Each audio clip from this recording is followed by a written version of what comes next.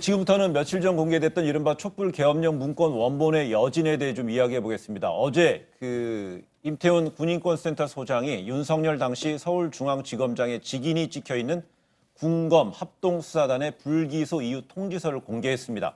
이 군검 합동수사단이 계엄령 검토 의혹을 고발했던 이 참여연대 수사 결과를 알리기 위해 보낸 문건이죠.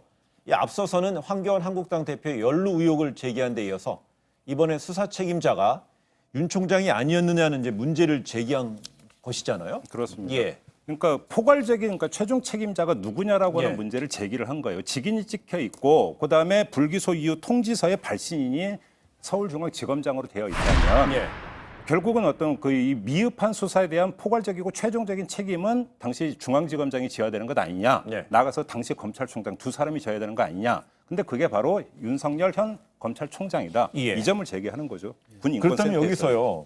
결국 이제 부실 수사 의혹을 제기하는 건데, 근데 이에 대해서 대검은 이 군검 합동수사단 단장인 이 파경 검사가 이 위임을 받아서 위임 결재를 했다 이렇게 반박을 하고 있는 거잖아요. 네, 저는 이 사안에 대해서 우선 잘못된 전제를 갖고 자꾸 무슨 정치적인 어떤 공방으로 이어져가는 것이 참 안타까운 생각이 드는데요. 첫째 뭐냐면 그게 어떻게 쿠데타 음모가 되는지에 대해서 객관적인 납득적 있는 설명이 안 되는 것은 대통령께서 해외 순방 중에 이거 국헌 문란 사안이니까 수사하라. 특별수사단, 독립적인 수사단 구성하라 그래서 한 거 아니에요. 그죠? 그러나 우선 첫째는 뭐냐면 이거는 군령권을 가진 정말 합참이 중심이 돼서 만약에 해서 보고가 됐고 만약에 그런 상황이 닥쳤을 때 실제로 이렇게 병력 동원을 해서 하겠다는 실행의 의지가 담보된 거였다면 또 만에 하나 저거 할 수 있지만 당시 문건에도 다 나와 있잖아요. 자, 이 상황을 가정한 것이 이른바 진보 쪽이나 보수 쪽의 특정 세력에 의해서 말하자면 소요 사태가 생길 때에 대해서 가정에 대비를 한 거라고 하는 것이 이미 명료하게 드러나 있고 그다음에 그러나 실제로 그런 일이 일어나지 않았어요. 매우 평화적인, 그죠?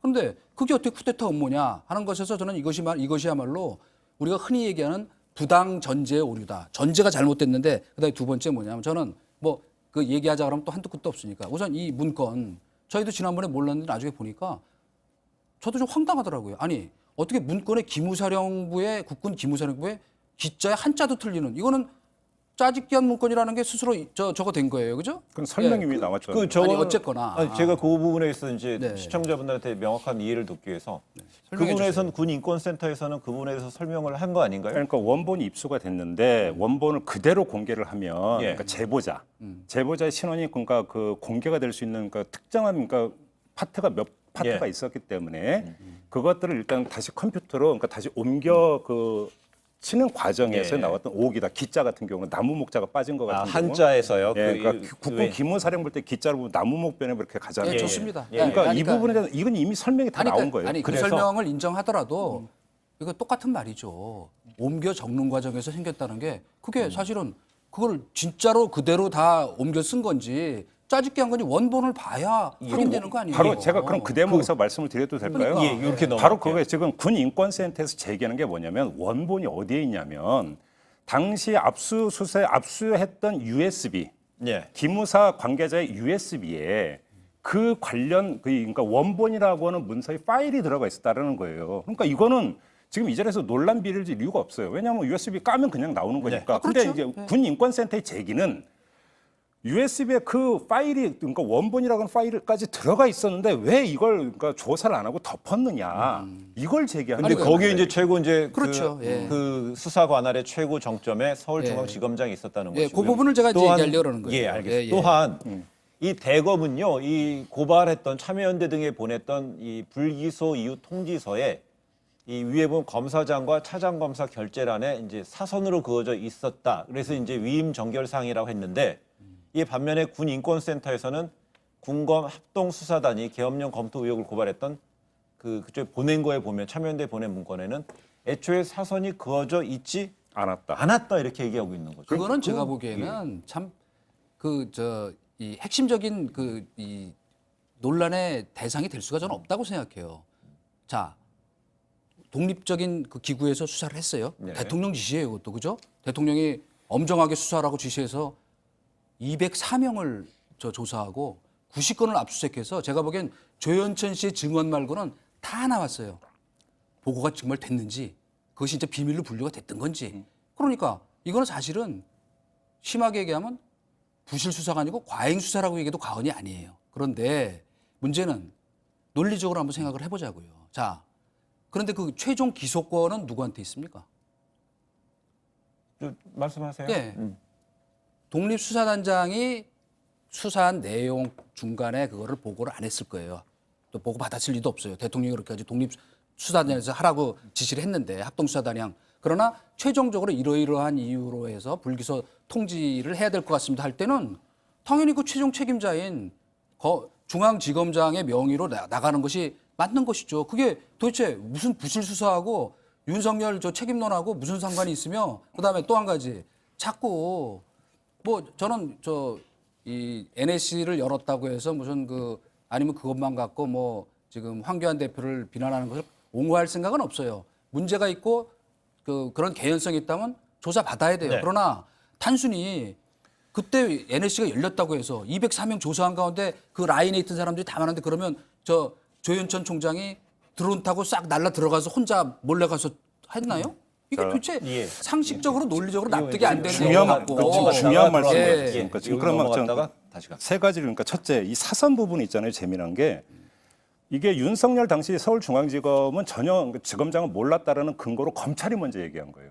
그러니까 군인권센터가 제기하고 이거에 대해서 검찰이 반박한 게 아니라 검찰이 윤석열은 몰랐다라는 근거로 제시한 게 먼저 제시를 한 건데 네. 거기에서 군인권센터 우리가 받아본 데 사선 없는데 예를 들어서 파이트로 지으면 그 표준 한번 보세요. 그러니까 이렇게 된 거니까. 혹시 거기다가 화이트 같은 걸 해서 네, 그러니까 위조했느냐? 그렇죠. 그러니까 이 제시에서 그러니까 다음 대답은 이제 검찰로 돌아갔어요. 네. 검찰이 어떻게 대답할지를 보면 되고 이거는 오히려 간단한 게 확인하면 돼요. 그러니까 두 번째. 자, 이 부분이니까 제가 하나 환기해드리겠습니다. 이번에 국정감사에서 윤석열 그러니까 검찰총장이 나와가지고 조국 수사 관련해서 이런 사안은 어떤 총장의 어떤 판단과 결정에 따라서 한다라는 요지의 발언을 했었죠. 기억하실 겁니다. 자, 그러면 비교를 한번 해보죠. 당시 이 문제가 이제 수사 결과가 어쨌든 그러니까 수사 도입 그러니까 초기 그러니까 착수 단계에서 이 문제가 엄청난 파문을 불러일으켰어요. 그다음에 지금 이동관 전 수석의 말씀대로 대통령이 이렇게 해서 했다고 쳐요. 그러면 이거는 당시 검찰총장이나 서울중앙지검장이 챙겨야 되는 겁니까? 아니어야 되는 겁니까? 다시 말해서 국정감사장에서 조국 수사에 대해서 윤석열 현 총장이 했던 발언을 기준으로 저는 반문을 하는 거고요. 네. 마지막 세 번째 중요한 점을 제기해 주셨는데 이건 사실은 가장 간단한 방법이 있어요. 황교안 현 대표가 이걸 알았느냐 몰랐느냐를 확인할 수 있는 가장 좋은 방법이 뭐냐면 지금 문제가 탄핵 선고가 나기 직전인 2월에 이게 작성이 됐다라는 네. 건데 황교안 권한대행 시절인 2월에 NSC가 2번 열렸어요. 자, 그러면 NSC 회의록을 확인해 보면 돼요. 자, 그런데 회의록을 확인할 수 있는 방법이 두 가지가 있어요. 첫째는 수사 단계에서 서울고등법원에 압수수색 영장을 신청을 해서 거기서 허가가 나면 열람이 가능해요. 근데 네. 당시 수사 때 이걸 건너뛰었다라고 하는 거에 대해서 문제 제기를 하는 거고요. 그게 아니면 국회 제적위원회 3분의 2의 의결이 있으면 확인해 볼 수 있어요. 근데 지금 그래서 확인하면 되는 거죠. 예, 그래 임 소장은 이 관련해서 검찰 수사 재개도 중요하지만 청문회하고 특검이 필요하다고 주장한다면 그 관련된 문서의 원본을 좀 확인하면 어떻게 될까요? 아니, 그러니까 뭐 문서 원본 확인하는 거 좋아요. 근데 제가 아까도 얘기한 것처럼 문서 원본을 확인한다고 해서 이를테면 저는 그러니까 상식을 갖고 우리가 생각을 하자고요. 그러니까 자, 독립수사단이 자기 책임 아래 수사를 했어요. 진짜 수많은 사람을 조사하고 압수수색하고 했는데 아무데도 안 나와. 도대체가 이게 쿠데타 음모라고 얘기할 만한 보고된 내용도 없고. 그러니까 최종 결과를 당연히 중앙지검장한테 보고할 거 아니에요. 그거는. 네. 그 중앙지검장을 통해서 이제 상부에도 보고됐을 것이고. 그런데 거기에 뭐 사인을 했느냐 안 했느냐는 게 무슨 부실 수사 무슨 관계가 있느냐. 그다음에 저는 이 얘기를 하고 싶어요. 아까 제가 이제 레임덕이 시작됐다는 증거로 얘기하려다가 말은 거지만은. 예. 이 사안에 대해서 이걸 제일 먼저 터뜨린 이철희 의원이 지금 민주당이 나서갖고 이거 자꾸 뒤에서 부추기는 걸 갖고 낡은 정치문법이라고 비판하고 있잖아요. 근거도 확실치 않은 거 그거에 같고 대해서 제가 한 말씀, 인관성 예. 아니 그러니까 한 게다가 말씀 드려도 될까요? 예, 그거에 대해서 들어가고 예. 또 돌아가고 예, 예. 왜냐하면 바로 어제 그 이철희 의원이 그 얘기를 해서 오늘 아침에 그랬더니 제가 이제 그 군인권센터 임태훈 소장하고 인터뷰에서 바로 예. 그 대목을 물어봤어요. 그러니까 작년에 그러니까 또 제기했던 당사 중에 하나가 이철희 의원인데 이렇게 이야기하더라. 그럼 도대체 이게 어떻게 되는 거냐 그랬더니 임태훈 소장의 얘기는 그 이철희 의원이 그때 봤던 거와 요번에 그 공개된 원본을 봤는지를 자기는 되묻고 싶다. 왜냐하면 원본에는 이래서 그러니까 이틀 전이라고는까지 표기되어 있는데 이철희 의원의 주장은 뭐냐면 이게 탄핵이 그 네, 기각이 됐을 예, 때 예, 이게 나타날 수 알겠어요. 있는데 안 아니, 됐으니까 알겠어요. 잠깐만 네. 마무리할게요. 안 됐으니까 이건 별일 아니다라는 전제 자체가 달라진다 이 얘기를 했어요. 그거는요. 저는 솔직히 말해서 그 군인권센터라는 조직도 그렇고 그 임태훈이라는 분에 대해서도 저는 잘 모르겠어요. 솔직히 그분이 얼마나 신뢰성 가진 사람인지. 그러나 아무리 그래도 여당 국회의원의 얘기를 무시하고 군인권센터 그 임태훈 소장이라는 사람 말을 저는 못 믿겠네요. 알겠습니다. 그러니까 아니 근거를 갖고 두 분이 토론하라로 이거는 아니 저는 아까 얘기를 하시길래 무슨 저 이철희 의원이 사실 내가 그런 뜻으로 얘기한 거 아니다 이런 줄 알았더니 나 임태훈 씨 얘기는 더 이상 얘기 듣고 싶지 않아요. 그러면 제가 예. 하나만 그 또 사실을 들을 이유도 얘기해 드릴게요. 없고. 그러니까 예. 임태훈 그 소장의 그 지위나 위치를 말씀하시면 임태훈 소장은 지금 국방부의 위원이에요. 알겠습니다. 네, 요, 그것도 요, 예, 요 좀 사실관계만 참조해 여기서 주세요. 이제 마무리하고 그런 가운데 오늘 이인영 그 더불어민주당 원내대표가요. 그 오늘 의원총회에서 그 황교안 그 당시에 대통령 권한대행 관련된 계엄령 문건의 진위 여부가 일부 확인이 됐다 이렇게 좀 이야기를 했어요.